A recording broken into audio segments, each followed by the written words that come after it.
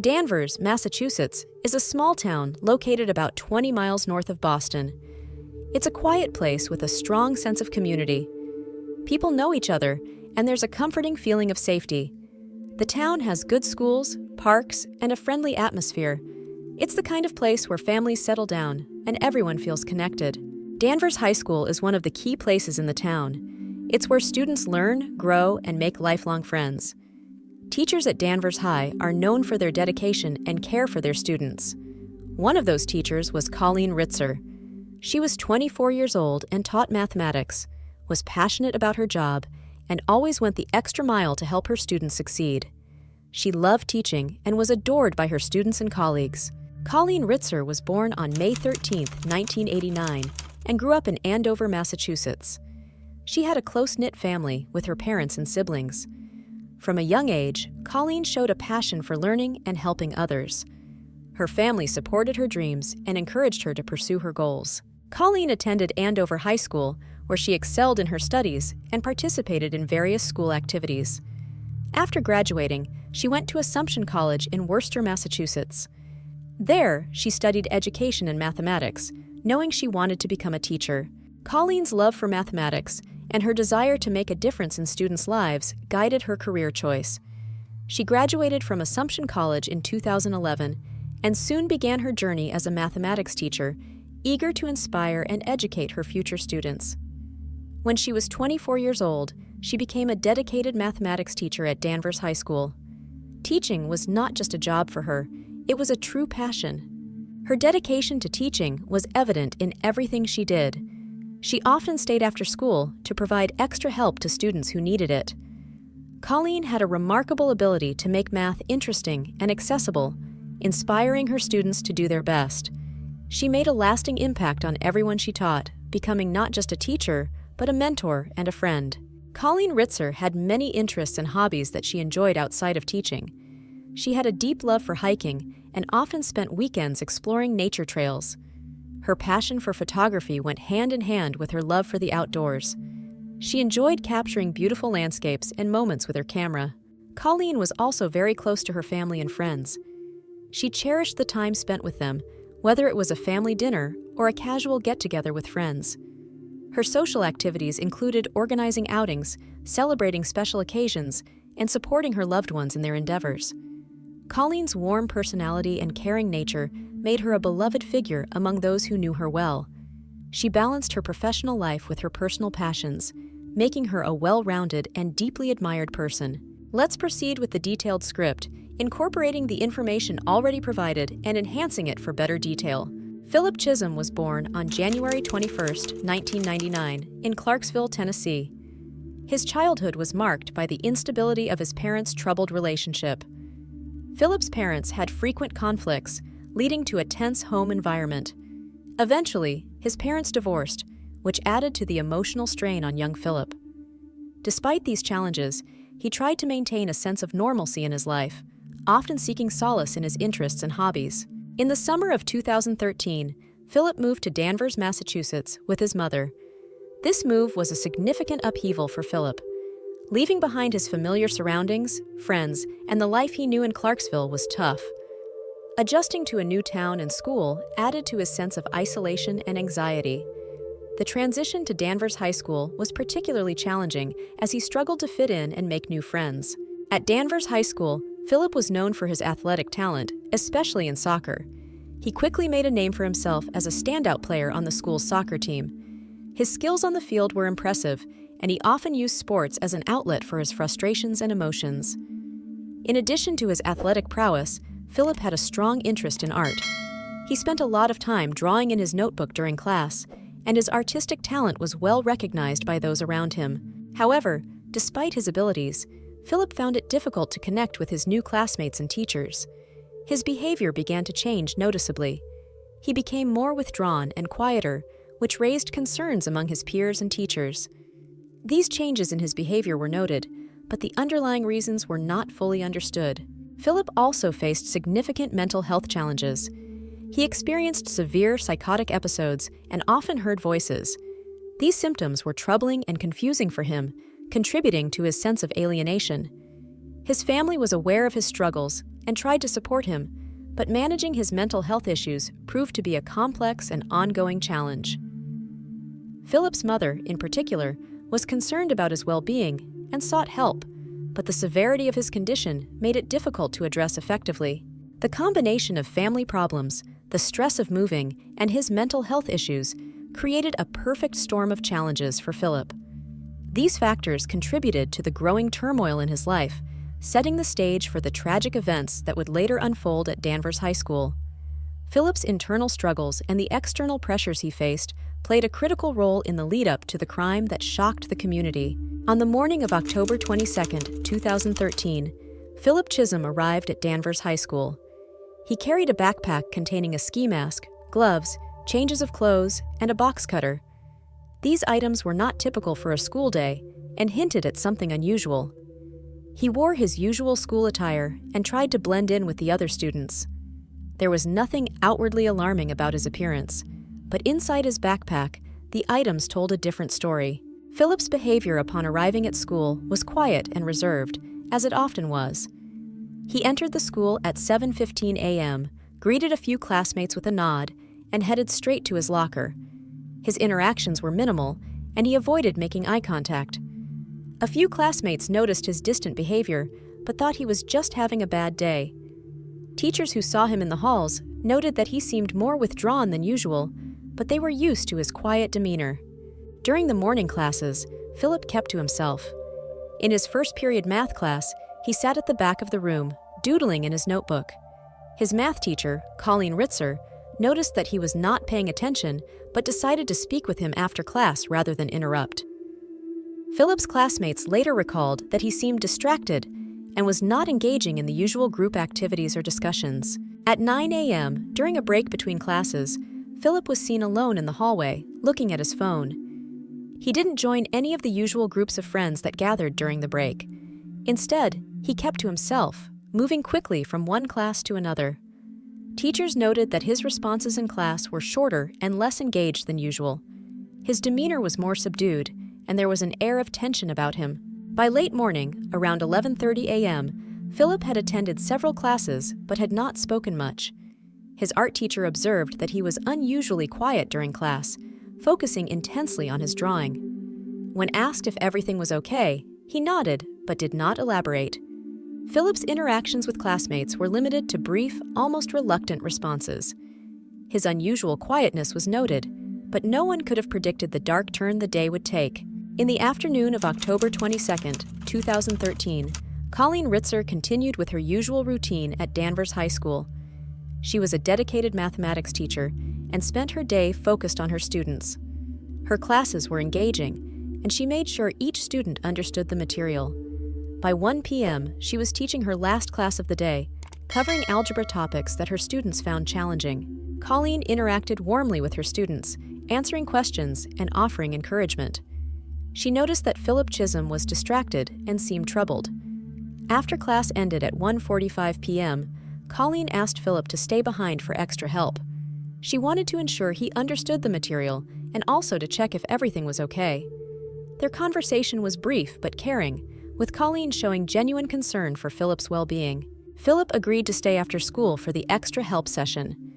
Colleen continued preparing for her next classes and worked on grading assignments while waiting for him. At 2:54 p.m., Colleen left her classroom to go to the bathroom, not knowing that Philip would follow her shortly after. Philip's actions leading up to the crime were captured by the school's surveillance cameras.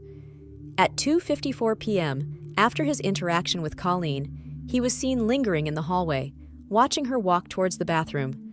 Philip followed her at a distance, moving quietly and deliberately. As he approached the bathroom, Philip put on a pair of gloves and pulled up the hood of his sweatshirt. These actions were caught on camera and showed his preparation for the attack. He waited until the hallway was empty, ensuring that no one would see him enter the bathroom after Colleen. The cameras captured the moment he entered, and from that point, the details of the attack remained unknown until much later. As the evening of October 22, 2013, progressed, Colleen Ritzer's absence became noticeable. By 5 p.m., her family grew concerned when she didn't come home as expected.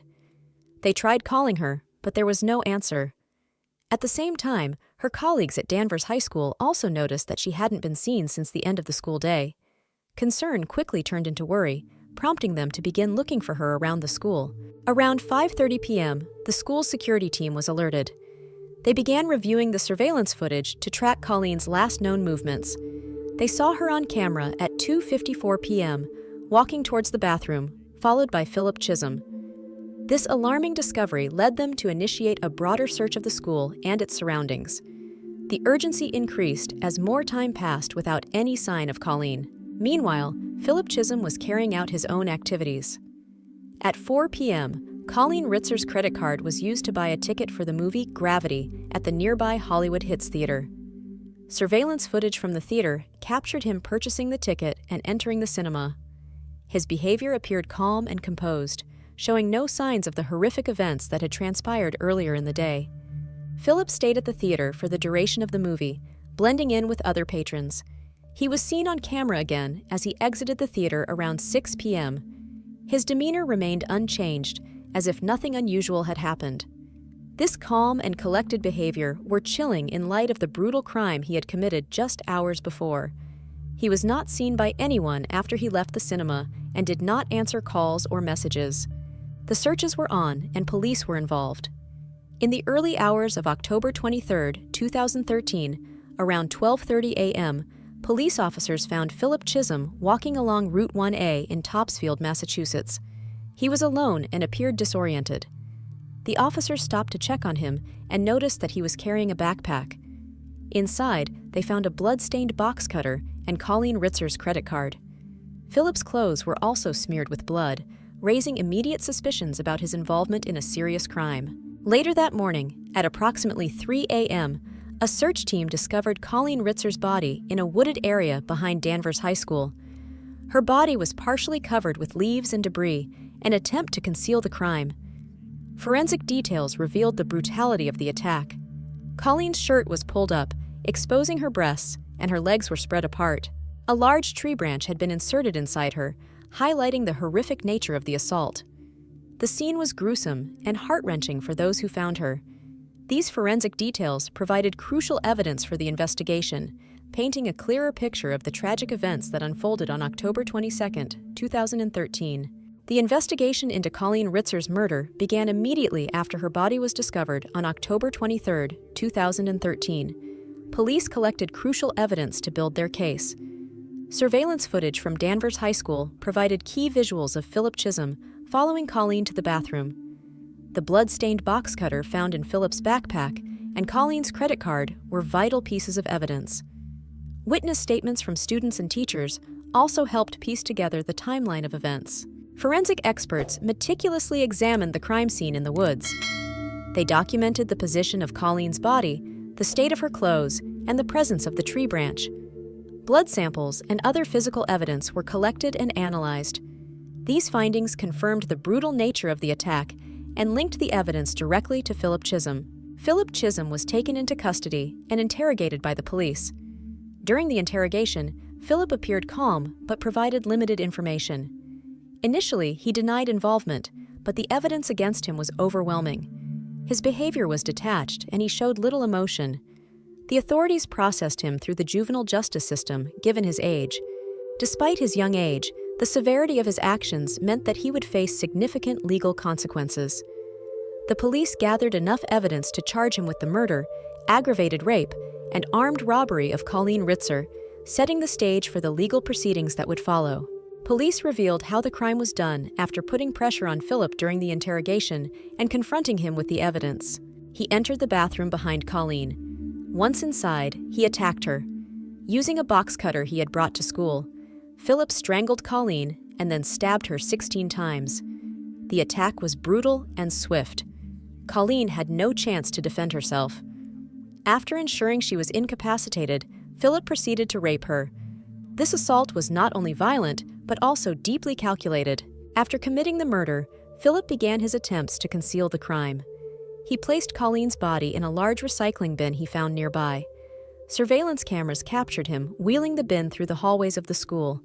He moved with a sense of urgency, but remained calm. The footage showed him pushing the bin through empty corridors, making his way toward an exit. Philip took the bin to a wooded area behind the school.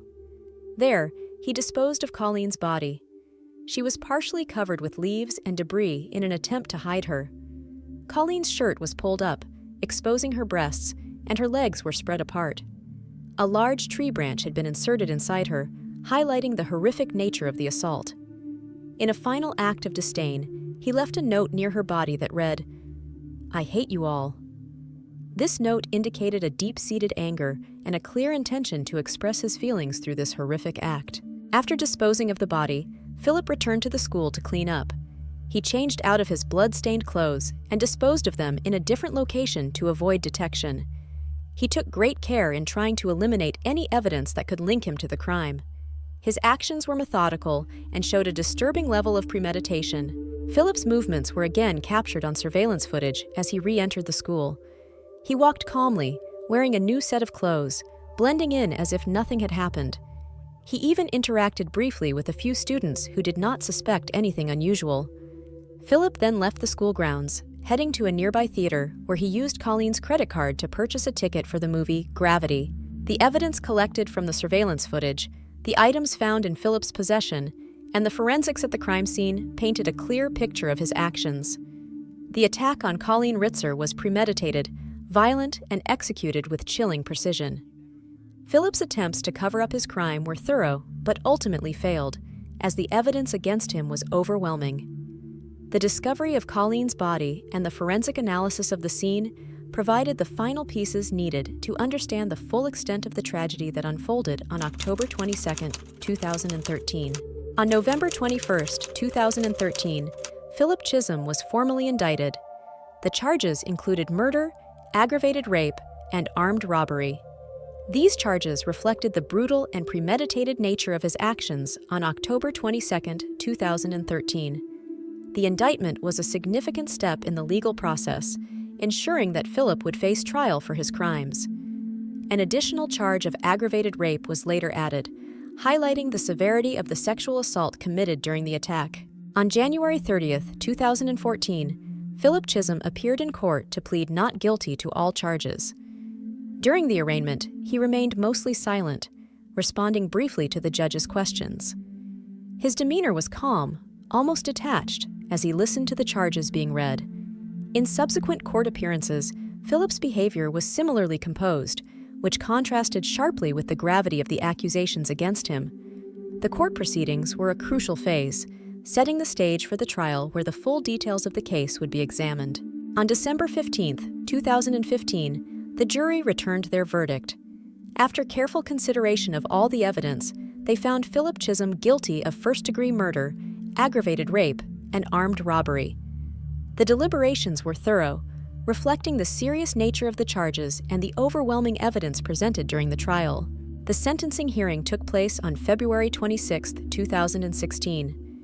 During this hearing, Colleen Ritzer's family delivered emotional victim impact statements, describing the profound grief and loss they had experienced. They spoke of Colleen's bright future, her dedication to teaching, and the void her death had left in their lives. Judge David Lowy addressed the court, highlighting the brutal and senseless nature of the crime. He acknowledged Philip's age, but emphasized the need for accountability and justice. Judge Lowy sentenced Philip Chism to life in prison with the possibility of parole after 40 years. This sentence reflected the severity of the crime while considering Philip's young age at the time of the offense. The courtroom was filled with a mix of sorrow and relief as the sentencing provided a measure of closure for Colleen's family and friends. The impact of Colleen Ritzer's tragic death was deeply felt at Danvers High School and throughout the community. The emotional toll on students, teachers, and parents was immense. The school, which had always been seen as a safe place, was now the scene of a horrific crime. In response, the school took immediate steps to enhance security. They installed more surveillance cameras, increased the presence of security personnel, and implemented stricter visitor policies to ensure the safety of all students and staff. Counseling services were made available to help students and staff cope with the trauma. Grief counselors were brought in, and support groups were formed to provide a space for the community to share their feelings and memories of Colleen. Memorials were set up around the school, allowing students and staff to pay their respects and honor Colleen's memory. These measures aim to help the community heal while ensuring that such a tragedy would never happen again. Colleen Ritzer's family was devastated by her loss. They spoke publicly about the immense grief they felt and the void left by Colleen's absence. In her memory, they established scholarships to support students pursuing careers in education, ensuring that Colleen's passion for teaching would live on. They also set up memorials in her honor, creating spaces where people could remember and celebrate her life. The Ritzer family became advocates for school safety and support. They worked tirelessly to promote policies that would protect students and teachers, aiming to prevent such tragedies from happening to others. Their efforts highlighted the need for better safety measures and emotional support in schools. On June 2, 2014, while being held at the Department of Youth Services facility, Philip Chism attacked a 29-year-old female worker. The assault took place in a bathroom within the facility. Philip followed the worker into the bathroom, where he attempted to strangle her. The attack was sudden and violent, but facility staff quickly responded to her cries for help. They intervened and managed to stop Philip before the assault could escalate further. Following this incident, Philip faced additional legal consequences. He was charged with attempted murder by strangulation, assault with intent to murder, kidnapping, and 2 counts of assault and battery. These charges were serious and added to the already significant list of offenses for which he was being prosecuted. The new charges highlighted the ongoing danger Philip posed even while in custody. His behavior in the facility and the subsequent charges were factored into his overall legal situation, influencing the court's perspective on his sentencing and future confinement. The attack further demonstrated the severity of his actions and the necessity for stringent measures to ensure the safety of others. The murder of Colleen Ritzer on October 22, 2013, was a senseless act that left a lasting impact on the community of Danvers. The brutal nature of the crime shocked everyone, and the loss of such a dedicated and caring teacher was deeply felt. Colleen's death highlighted the vulnerabilities that exist even in places we consider safe, like our schools. Her legacy continues to live on through the scholarships and memorials established in her honor, ensuring that her passion for teaching and helping others will never be forgotten. Thank you for watching this video. If you found the story of Colleen Ritzer impactful and want to see more content like this, please subscribe to our channel. Don't forget to like the video and hit the bell for notifications on our latest uploads. Your support helps us continue to share important stories.